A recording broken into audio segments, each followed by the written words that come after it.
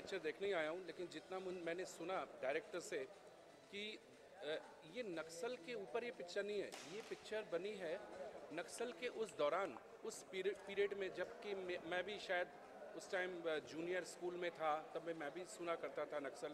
Because मैं खुद एक बंगाली हूँ, लेकिन मैं बंगाल में रहा नहीं हूँ, मैं यूपी कानपुर में रहा हूँ, तो उस समय बहुत ये सब होता था। तो उस समय के टीनेज दो लड़कों की कहानी है जो इससे जुड़े हुए थे। लेकिन फिर वो लोग आज बोलते हैं कि उनके ये 40-42 साल बाद या 45 साल बाद उनकी लाइफ में फिर से उन्होंने कहा कि ये एक आंदोलन करना चाहिए, कहीं ना कहीं मानवता के लिए, कहीं ना कहीं किसी जो भी इतना देश में इतना करप्शन फैला है, इतना कुछ सब कुछ गड़बड़ी हो रहा है, तो उसके खिलाफ आवाज़ उठाने के लिए एक आंदोलन है, एक जिसको बोलते हैं प्रतिवाद, हम लोग हिंदी में प्रतिवाद बोलते हैं, बंगाली में उन्होंने इस चीज़ को काफ़ी हैमर किया, प्रतिवाद। तो वही एक है, एक रिवोल्यूशन है। बंगाली सिनेमा एक नए मुकाम पे पहुंच रहा है धीरे धीरे, हाल ही में ऐसी बहुत सी फिल्में रिलीज हुई है जो एक नया लेवल सेट कर रही है, इसके बारे में क्या कहेंगे? देखिए, Bengali film, Bengali script, Bengali art हमेशा एक ट्रेंड सेटर रहा है। जो भी बंगाल करता है तो करता था, हमेशा हिंदी में बाद में उसका रीमेक बनता था, काफ़ी दिन तक ऐसा हुआ। तो बंगाली फिल्म अलग, बंगाली कोई इस तरह से पिक्चरें नहीं बनाते कि आजकल क्या चल रहा है। बंगाली फिल्म जब बनती है तो एक सोच होता है उसके पीछे एक फिलॉसफी होती है, उसके पीछे एक रियलिटी होती है। मैं कमर्शियल नहीं, जनरल नॉर्मल फिल्मों की बात कर रहा हूँ। तो उस तरह का एक दौर आया जो हिंदी में भी आया, और हिंदी में भी जब ये इस तरह की फिल्में आ रही है, आप देखेंगे the producer and directors mostly they are from Bengal. चाहे वो आप विकी डोनर ले लीजिए या पीकू ले लीजिए, इस तरह की फिल्में जब बनती हैं तो सब बंगाल से ही इस तरह का सोच, इस तरह की चीज़ें आती हैं। तो बंगाली सिनेमा में भी कुछ गाने गाते हुए आप नजर आएंगे? बंगाली सिनेमा में मेरे गाने, एक ऐसा गाना जो अमर है, जिस गाने से हमारे बंगाल का बहुत बड़ा स्टार आया सामने, वो गाना जब भी दुर्गा पूजा आता है तो वो गाना हमेशा अमर है, वो गाना बजता ही बजता, उसके बिना कोई दुर्गा पूजा नहीं होता। और मैं खुश नसीब हूँ, मैं इतना बड़ा दुर्गा पूजा करवाता हूँ, और वो मेरा गाना भी दुर्गा जी के लिए ही इतना बड़ा हिट है वो, कि हर साल वो गाना बजता ही बजता। कोई 2 लाइन हो जाए ऑडियंस के लिए? मुझे मालूम था। ঢাকের তালে কোমর দোলে, খুশিতে নাচে মন, प्रतिवाद। अभिजीत, आप हाल ही में कुछ दिनों में ऐसे बहुत कंट्रोवर्सीज में भी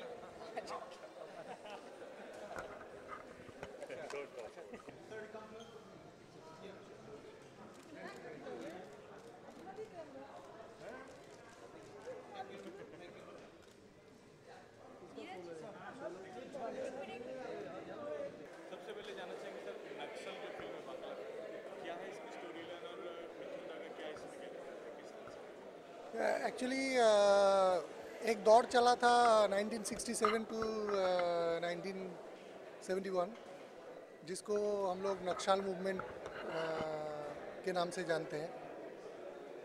ये एक नॉस्टैल्जिया है बंगाली के लिए और इंडिया के लिए भी, सब जानते हैं ये मूवमेंट के बारे में। तो ये जो दौर चला था, तो इसमें इन्वॉल्व ज़्यादातर यूथ थे और एडुकेटेड यूथ थे। तो ऐसे दो बच्चे या यूथ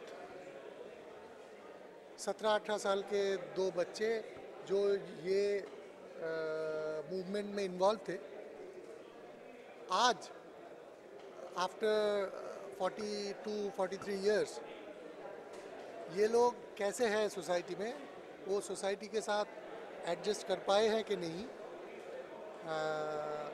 इसी को लेके फिल्म है। Mithun Das character is Anirban Sen, and Anirban, once upon a time Anirban was involved in